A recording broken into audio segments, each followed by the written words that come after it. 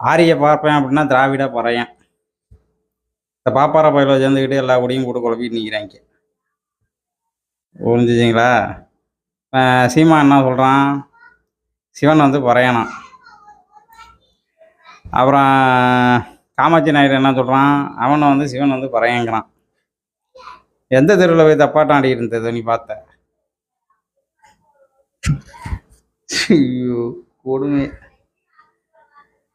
முதல்ல அதுக்கு தான் சான்றோன் பெருமக்களுடைய அந்த வாக்கியத்தை வந்து கேட்கணும் அப்படிங்கிறது. இவங்கெல்லாம் கீழான மக்கள்கள். அது ஒரு பழமொழி சொல்லுவாங்க, பார்ப்பம் புத்தி திருட்டு புத்தி பற புத்தி குறை புத்திம்பாங்க. கேள்விப்பட்டிருக்கீங்களா அந்த பழமொழி? இவன் திருடி திருடி தனக்கு தகுந்த மாதிரி கதை எழுதி வச்சிருப்பான். இவன் எதையுமே முழுசாக கேட்க மாட்டான், எல்லாத்தையும் குறையாக கேட்டிருப்பான்.